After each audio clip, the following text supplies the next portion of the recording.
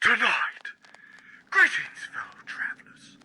As the week reaches its thrilling midpoint, we're broadcasting from the mountains of West Virginia.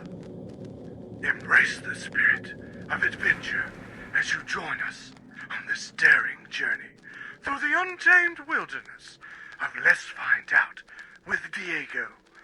Bonus Overdrive Wednesday. It's time to find out with Diego. Let's go. Ooh, yeah.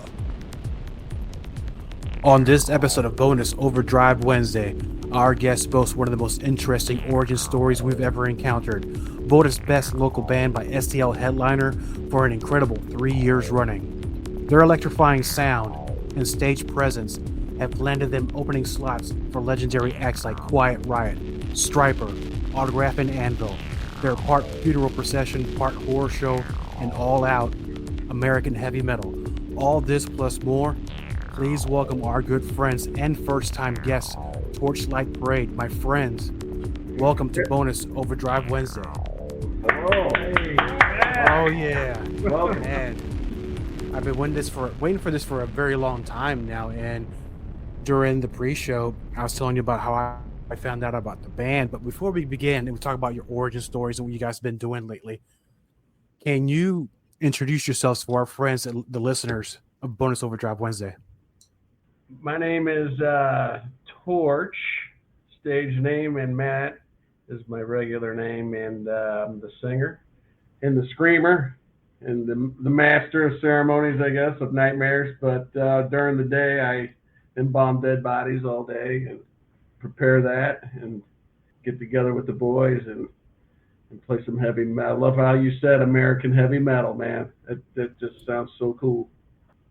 And there's this guy. Yeah, my name is Samuel Engel, otherwise known as Rattlesnake Jake, someone you don't want to piss off, and, Don't piss off the rattlesnake. Exactly. But, yeah, I can tell you where I got the, I'm the bass player, too, stuff like that, yeah. Yeah, that's my son, Sam. I'm his dad. Dark Horse. Doug. The lead singer is my brother, the embalmer, and I drive a hearse. And lead guitars. And lead guitars, yes. Only guitars. Yeah, only guitars. Yep. You only need one. Yeah. All right. Hi, my name is Gavin, also professionally known as the Kraken. I am the drummer for this band, and I'm this guy's best friend right here. And and I was talking about with a friend of mine the other day how the way you guys tell your story about how we're related. You guys work in a similar career-wise. We're talking about in a funeral home, right? Yes. So the slogan "Family, Funerals, and Rock and Roll" pretty much describes you guys pretty much very perfectly. So how did this all begin? Because we're going back, what 2005? When the band started? Yeah, around there it started. We got it going, and it was going for a while, and then things got in the families and stuff, and then kind of went on hiatus. And anyways, about 2017, 18, we got back into it and really hit it hard, and then been going strong since. And then COVID hit, and then that kind of put a damper on everybody. But in the meantime, during that we start hitting some albums out. It's a good time to hit the albums out. 2020 was our first album.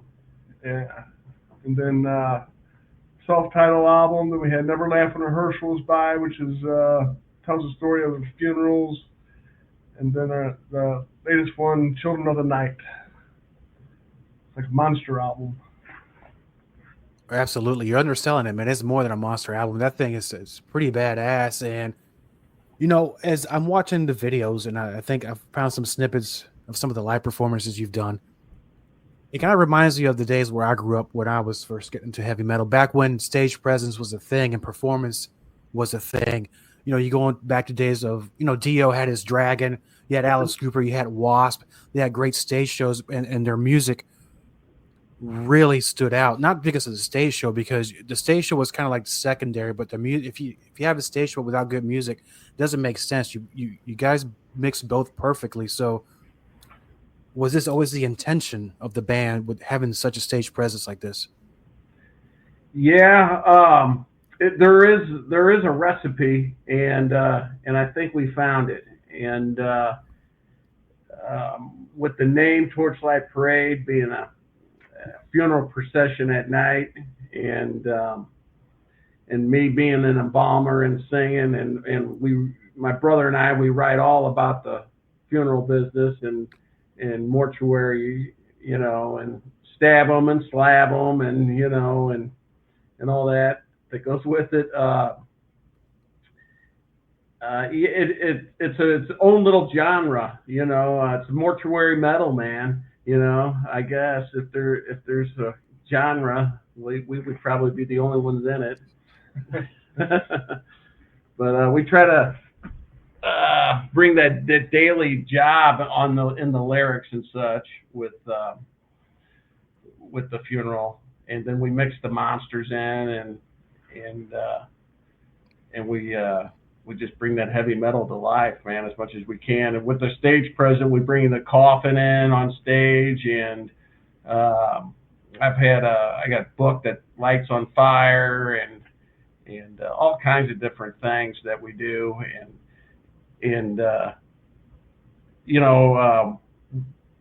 as you were saying, yeah, Diego, when you go there, you'd like to see a show, plus, a good concert, and with Dio, as you said, and Wasp, you got both. So we do try to duplicate that and give everybody their money's worth, and it's fun doing it. I'll say that. And it's like the theatrics and all that, that makes it fun. It's like dressing up to go out. You have more fun when you do it. So. Yeah, because once I remember back in the 90s, a lot of bands got away from that, and I think you still had Manson at that point and doing kind of stage shows like that, but it was kind of dead. I like going to the shows, but I found it to be kind of boring sometimes. But I think you got to add a little something to it to keep the attention of the audience. So with setting up all these things in stage and the cosplay that goes on, is it just 4 of you setting up? Do you have a crew that helps you with do all that? Because it seems like a lot of work. Yeah, there's guys that help you, and you got to stagger the songs, because you got one Haddonfield, and then one of our crew guys plays Michael Myers. Yeah, and you can't have Frankenstein of Death right next to it, because he's got to switch over and put on the suit and the mask and all that stuff, and then you got and it depends on the show, but a couple of weeks ago we had our big St. Baldrick's as a benefit show for kids with cancer, and we had the big kettle drums there, and the bagpipers, and we also bring out for Howl'n Wolf, we bring out a Wolfman now, and he'll get you. I'll tell you, man, he's a pistol. And well, let me ask this question to the youngsters there, and in this day and age, I don't know many people, especially your age, that are really into metal. How did you get into metal? Because it seems kind of at this point for guys my age, but I think now that European bands are, they're as big as ever, and I think the younger audiences are finally going back to the days of the stuff that I was listening to and getting influenced by that. How did you guys get involved playing metal? Well, I originally played drums for a while, or a year or two, and I was kind of, when I was playing, it was kind of hard I realized how hard it was to move around, and you couldn't really do much except shake your head or stand up or something like that. But then when I tried bass out, and I was like, I actually really like this. And School of Rock. Yeah, School of Rock really also got me a bit started and stuff like that. But way before that, with the bands I listened to that got me really into heavy metal was Metallica and Megadeth and stuff like that. And But other than that, yeah, I just picked up the bass guitar and I was happy with it. So. Yeah, so I've been playing drums since I was 6 years old. And I've just I've been in a few bands throughout my life, but recently last year I got into this band and it's been fun. So. And you're more into the heavy metal music too. Yeah. I started out with I actually started out with grunge, and then I kind of progressed in my music taste. Got more into heavy metal and hard rock and all that stuff. So.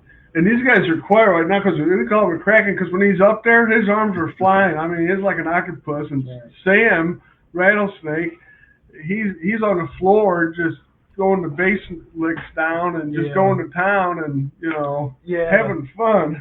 Yeah, I started doing that at the Red Flag show. I was like, I want to try something new. I turned upside down and I looked at the fans and they were like, oh, this is cool. I can guarantee you not a lot of bass players do that. Like, I got to remind these guys that, and they're young and they know, and that they're competing with everybody looking at their phone instead of them. So they're out there trying to grab their attention. And if it takes them to throw himself, on the floor, he'll do it. Yeah. He slithers all over the stage. And that's the thing I'm talking about. You're talking about competing with the cell phones, and you're correct about that. I think when I was growing up, we had the advantage of not having the phones and actually being there and enjoying the show. You guys are throwing something out there where they have to pay attention to what you're doing, because we're talking about somebody dressed up as a werewolf and somebody coming as Michael Myers, as you stated earlier. Now, these concepts in the latest album, Children of the Night, it explores themes that are consistent with horror and, of course, with your profession. Were you guys always fans of the horror movies, or is there a certain genre or decades? Yes, I knew the answer, but Phantasm, yeah, that's my favorite. Phantasm. I knew you were going to ask. Yeah. Phantasm, and then what about the rest of you guys? Really, I can take horror movies, but if I had to really pick which one is my favorite, is that what the question was? Yeah. Yeah.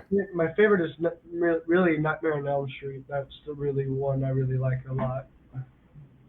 Mine, of course, I wrote Haddonfield. It's Michael Myers, because when you walk into, like, if you come home late at night and you're by yourself and you come in and the lights are all off, and you got that sense like somebody's in the room or whatever. Can you imagine looking over and seeing a white mask like that? You'd be like, you'd have a heart attack on the spot, How about you, Gabe? Well, since I was a little kid, I've always been obsessed with like zombies. Like I remember I would be playing with my friends when I was little, and I always ask them, hey, can we play as zombies and all that stuff. So yeah, I've always liked that. But I actually dressed up as Michael Myers for Halloween this past year, so I really like Michael Myers and Frankenstein's monster and all that stuff. The classics. And the classics are the classics. Yeah. Yeah, there you go. Yeah. I also like Friday the 13th a lot. I like that one a lot. Jason Goes to Hell and all that stuff. I like that a lot. The first Saw movie was good. That's all I couldn't do no more after that. I think I got the gist on that one.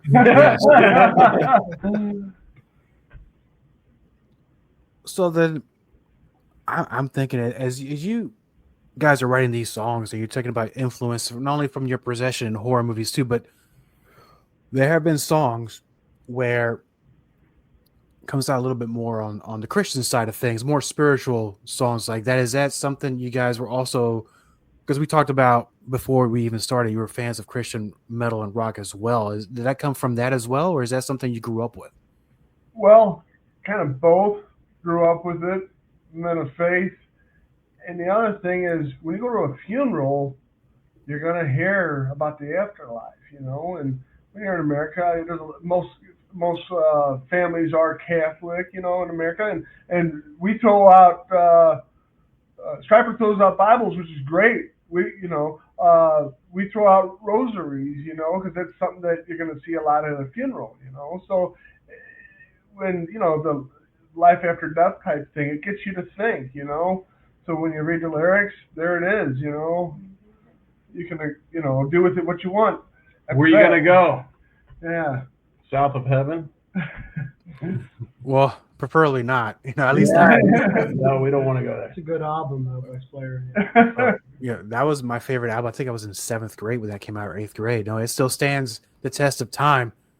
And so, with that being said, you mentioned Stryper, and of course, I'm wearing my trusty Stryper hat, and I'm a big fan of Stryper. I've never seen them live though. That's one of my bucket lists that I would love to do. Seeing now they're in their 40-some anniversary at this point. You all got to share the stage with Stryper, opened up for them. How did that come to be? We got a call from to open up. I called to be on the bill with them, and we were happy to oblige. It was kind of weird. I'm going to cut you off, but it was a year before that. It was like a year or two before that. My brother and I, we were at the 30th anniversary of Stryper with the original band when Timothy Gaines was still there. Yeah. And it was that night that we were like, dude, let's get the band together. And like the Blues Brothers. Yeah. Let's get the band back together. And it was that night. And then it was, I guess, a year. About a year later, yeah. We ended up opening up for them as they rolled through. Yeah, it's a big event here in St. Louis. Yeah. A nice venue. Yeah, they were very kind guys, and they spent time with us and got to hang out with us and chatted with us. They're very cordial, cool dudes, man. And underrated. Michael Sweet, he's underrated guitar in my book. Guitarist, yeah. He's really. And I'm glad Oz Fox is still hanging in there, man. Yeah. That guy, man, he's been through some stuff lately. Yeah, he has. And you hit the name. I was just thinking, like, you're reading my mind about like Michael Sweet. What an incredible guitar player he is. Nobody even gives him. I mean, I'm not saying nobody gives him credit. Obviously, we will, but I think that if people set all that aside and really just sit there and listen, not only Oz Fox but Michael Sweet as well, but they could put some monster riffs, monster albums out there. Yes, yeah. The Valley Shadow of Death, that song. Oh, man, I love that one. And his voice, too, man, is crazy good. Yeah. When we were playing with them, that's when Perry just joined the band, the bass player. From Firehouse, yeah. Firehouse has some pretty good tunes themselves, too. I like that first album they had, but, we're not going to talk about Firehouse. We're talking about Torchlight Parade. So you were voted local band by STL Headliner for 3 years straight. That's an amazing feat. So how does that work? The fans vote their favorite band, man, and it's to be humble and modest or whatever. Torchlight Parade likes to help people, and we do benefits for different people. They call and they ask, and we're happy to help.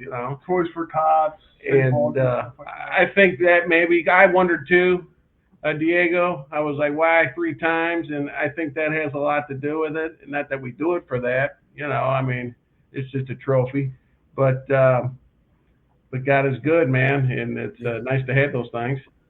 So it's cool to be appreciated by whoever voted. Thank you. Yeah, I mean, it's well deserved. Like I said, I'm a fan of the music. I'm a fan of heavy metal. I mean, I've been listening to metal. Oh my gosh! Now I'll give away my age, but I'm gonna say since I was 8 years old, and it's one of those. It was even better, and a couple of you will remember this back when they had Columbia House, and you pick out these records and cassettes. They sell you like 12 of them for like a penny, but then you kind of get screwed at the end of it, where you have to pay more money. Yeah. Are they still around? That depends on my answer. But then you got to pick out all these bands, and it just one, it's like after the other, and and just it builds from there. But now we're in the present Torchlight Parade. How is the hard rock and metal scene in your area? Because I'm not too familiar. Well, there's a lot of tribute bands. We'll just put it at that, which is great, you know. But sometimes there gets to be too many, and it's kind of like you people are going to run out of songs to play after a while. I mean, you know, you got to have original bands. They're the ones that write the material for the other bands to be able to play covers, you know.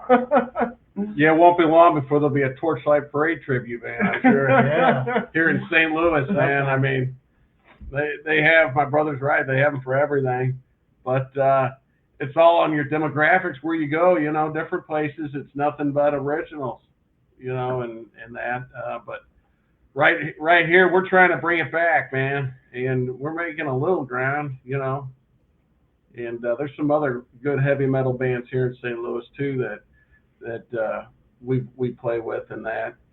But it's hard to get it turned over, you know, man. I don't know if there's on the second Never Laugh When Rehearsal Rolls By, our second album, the song Never Laugh When Rehearsal Rolls By, Sam Van Colton, he just joined Godsmack. He's been in Faster Pussycat. He's a friend of ours. We call him up and say, hey, we throw some guitar work on that, and that's him playing the lead on that. So You mentioned Teddy. Yeah, Teddy Zigzag. He plays all the keyboards. Andradius. And a lot of harmonica. Yeah, Teddy, he's played with Alice Cooper and Guns N' Roses. Carole King and Walter Trout. Yeah, so and he does all our keyboards and Doug and I we were played with him and Gilby Clarke from Guns N' Roses and Troy Patrick Farrell from White Lion and E.J. Kirsch. Yeah. And Teddy, and we played with them on a couple gigs, and Teddy is a phenomenal man. I think he's one of the best in the world playing on that organ and the B3 and all that, and Doug and I just were attracted to him because, man, he was with Alice Cooper, you know, the band forever, and he's a real cool dude, and he just fits great with us, and you'll hear all his keyboards and all that on the last album and on this album too. So he plays. He's on. I'm Not Dead. Most of the album, I think. Maybe Morticians Never Cry. He's got on. Yeah. And not only are you guys putting out original music, which is great because you're talking about. There's a lot of same thing in this area. There are a lot of cover bands. I think. In the East Coast, I don't know what band it was. It was I think there's like 2 Iron Maiden tribute bands over here in the East Coast somewhere. And that's all fine and dandy. But I love original music. And with original music, you guys are not just doing that, but you're also putting out music videos as well. They're done very nicely. So how is the experience of filming a video? How long does that take? Well, that took a couple days. And depends on how good the guy is. Yeah. We actually, the last those two videos, was a Torchlight Parade and Frankenstein at Death. We rehearsed at this place in St. Louis. It was a big castle. And anyways, I mean, I can't even describe to you what this place is like. And that's where the videos of, we record them there. So, and Alex that did our videos, he's real good. He's real good on the computer and all that, and he dials them out pretty good. So like, if you go there and shoot it, and it takes a couple of days to shoot it. Within the next month, he's got it ready for you. So, you know. Yeah, we've just been starting to get into the videos, so we're trying to pick out which song we want to do another one to, and yeah, we have a great place to shoot videos and being morticians, it brings out a lot of weird friends that we like, you know, that have a lot of weird things. Oh, I'm sure things happen. We'll be playing Right. what is it? The Crypticon coming up in Kansas City, in June 28th, and that's all kinds of movie actors from different movies and stuff. And we'll play the after party there. I think it's outside this year. We went up to Minnesota last year and played that. And it's fun, you know. A lot of creepy things. Well, we love creepy things. I mean, if you're a fan of metal, you like creepy things no matter what. And because we just talked about filming the videos, and I guess there's a certain type of choreography that goes to it because it has to tell a story. Same things when you have your stage shows and the set list. How do you guys come up with a set list? Is this you all four get together and say we're going to do this, this, and this, so that way it flows easy, or how does that work? Yeah, it depends on the gig, but we like to come out. You like to hit them in the face, you know. It's like, say, if you got a half hour, you can really smack them down good, you know, and just come out hard and heavy and punch you in the face. When you get a gig where you're playing like an hour and a half, you got to pace it, you know. So you don't want people to get, not that they would get bored with you, but you got to, you know, be clever about it, you know. So we started on a song called I'm Not Dead Yet. We just took a 5-minute song, made it into a 15-minute song by just jamming on it with you know, solos and just harmonica solos. And people love us. You always hear that's probably their favorite song, you know, live. And it's one of the most simplest songs. But anyways, say all that, you got to be strategic when you do the set list for stuff. Yeah, all our songs, and with our stage show, probably about 75, about 80% of our songs, there's an added theatric to each one of them songs. So to answer your question on that, how do you do the set list? Like, you know, one we have Michael Myers come out, and then one Frankenstein come out, and one with the Wolf Man, and you know, and we, as a Torchlight parade, being a parade, we throw all kinds of things out, you know, balloons and beach balls, and you know, and venues permitting, we bring confetti cannons, and you know, with we got the fog and the lights and all that, and so each song, you know, we say, hey, let's do this, you know, play this one here, and that way we'll have Frankenstein come out to this one, and then, you know, next one, but to keep the entertainment rolling and all that. It's not just so much about you know, it is about the music, but it's about lining it up with the entertainment, keeping people there, you know, from getting a drink or using the restroom. And then you got to be careful because you don't want to put like Haddonfield and have Michael Myers out there, and then like the next song, Love Is the Answer, because it just kind of, you know, you got to fit it later on down the list. Yeah. No, and you're absolutely right, because that's when I do music playlists. You know, wherever I am, if I'm driving, depends on the mood, but you know, each song has to flow to the other one. You can't have, let's say, a song with blast beats and then put a second song with something like a ballad. It'll mess me up. I can't do it. But I'm gonna go around the room real quick, and I know Children of the Night was released in October of 2024. Is that correct? Halloween. Yep. Awesome. Couldn't do any better than that. And I'm gonna ask each and one of you. I'm gonna go around the room with the reactions of the crowd and the feel of the songs. And I know you love all your songs that you play, but I'll start to my left. Which one do you like performing the best? Which one just gets you in there? Like, yeah, you're gonna kill it. Diego, let me think here. On the set list, I know what you're asking, you know, and I want to give you the good answer, genuine answer. On the set list of 10 songs,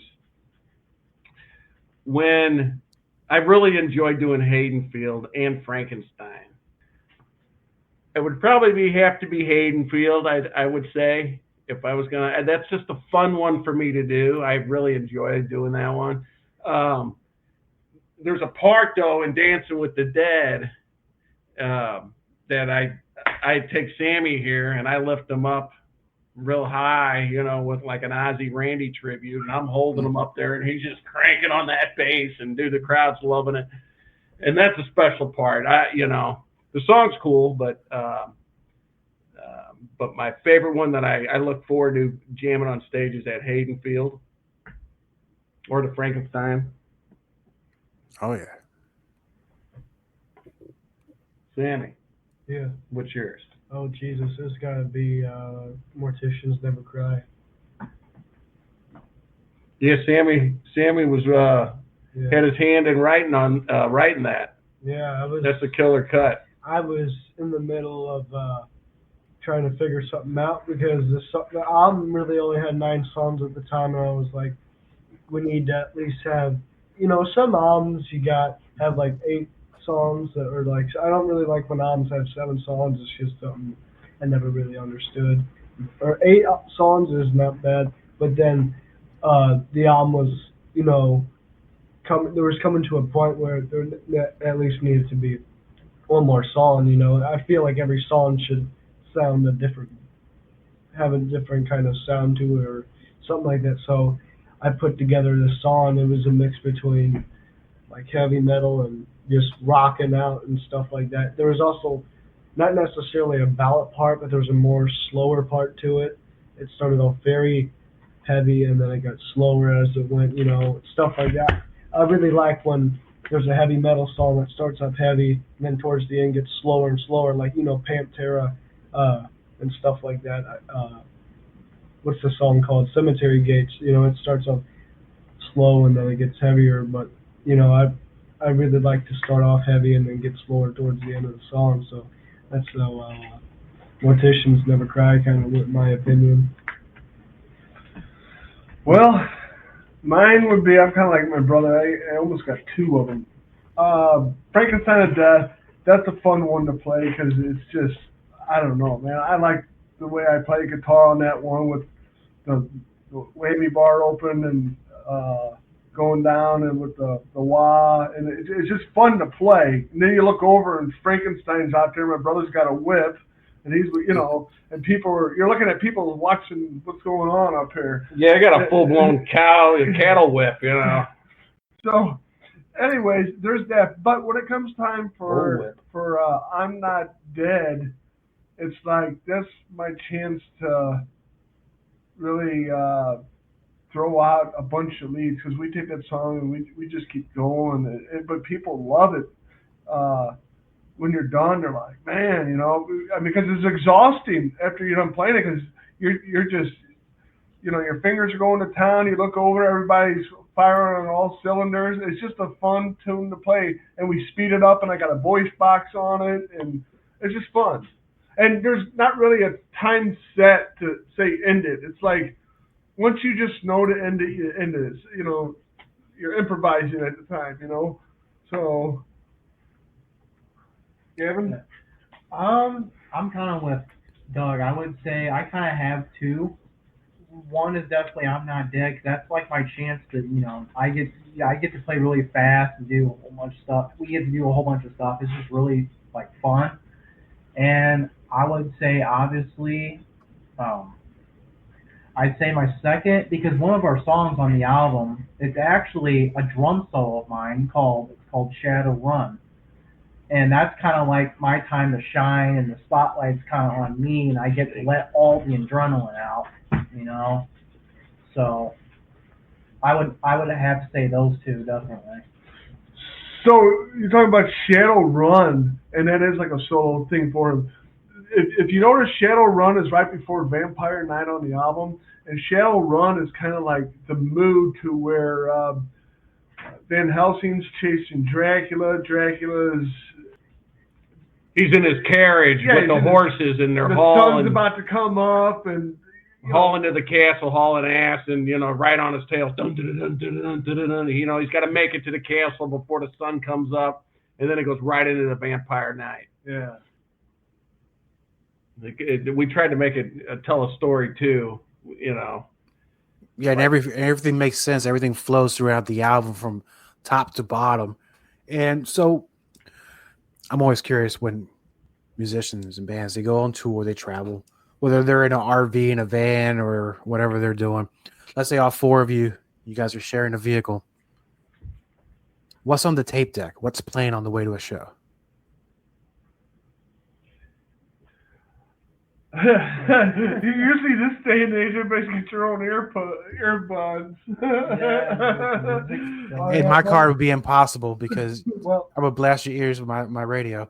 We got in there the other day, and he brings a bullet for my Valentine.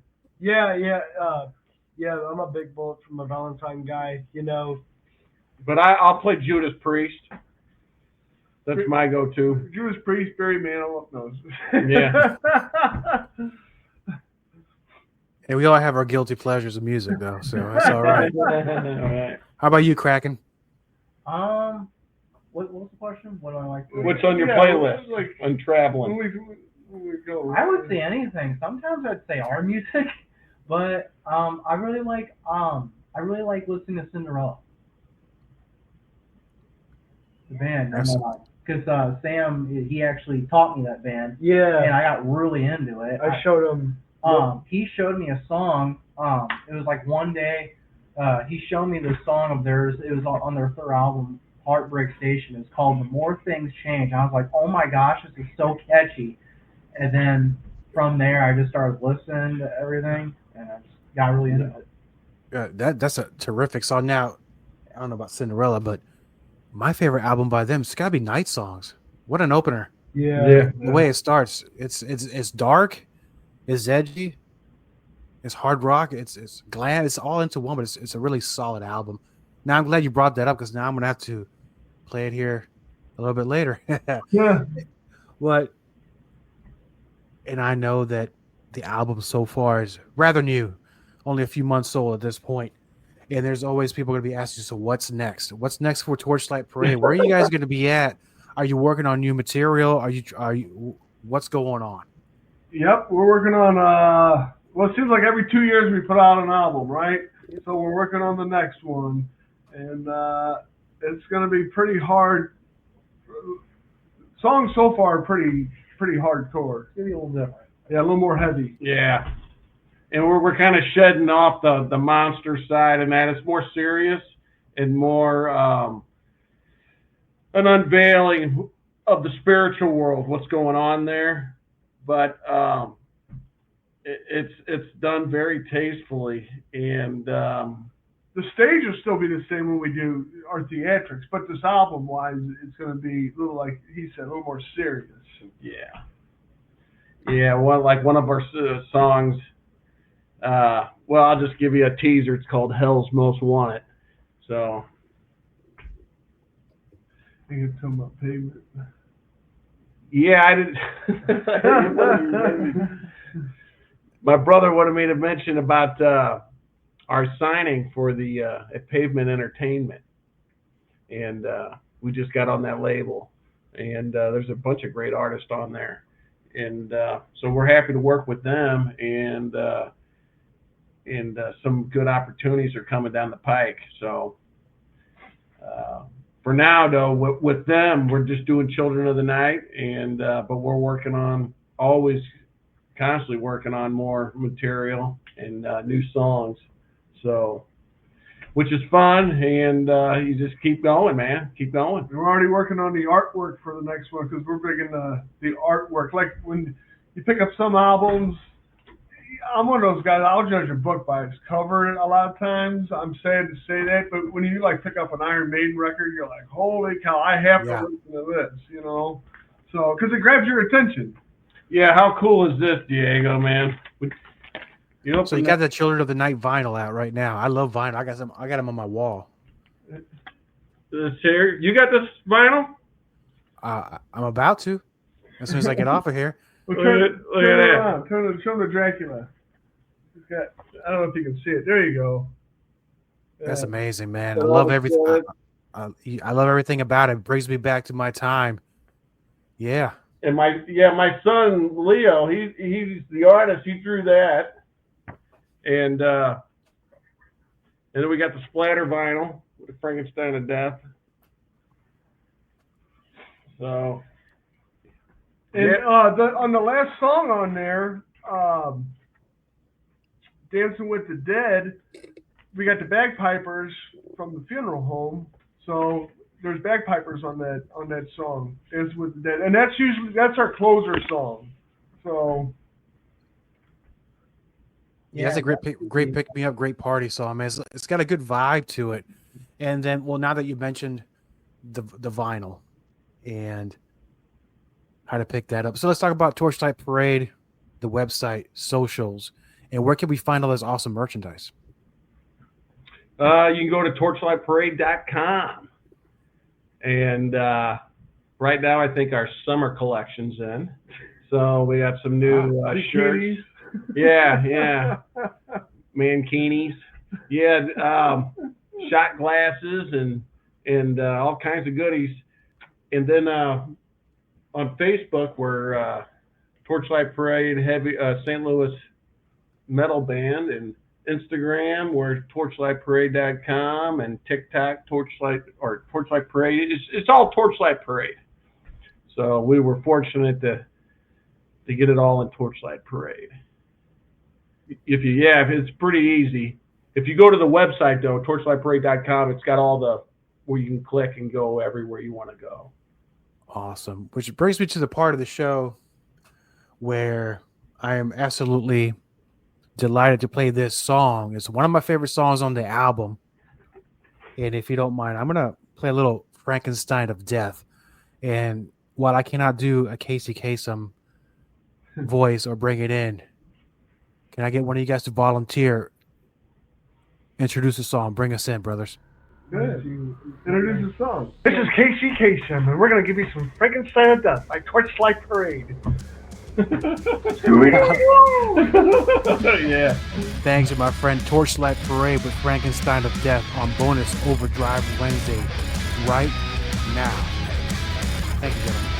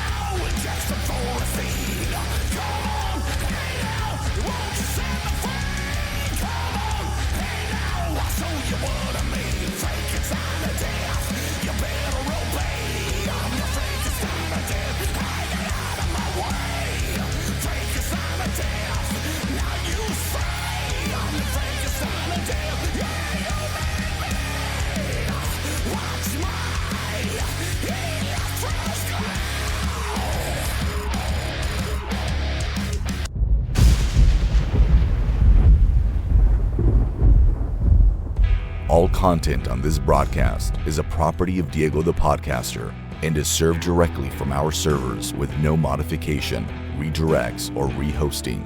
All celebrity impersonators are paid performers. The impersonated celebrities do not endorse or promote any views or opinions expressed by our guests, Diego the Podcaster or Bonus Overdrive Wednesday. The information shared on Bonus Overdrive Wednesday is provided on an as-is basis, with no guarantees of completeness, accuracy, usefulness, or timeliness.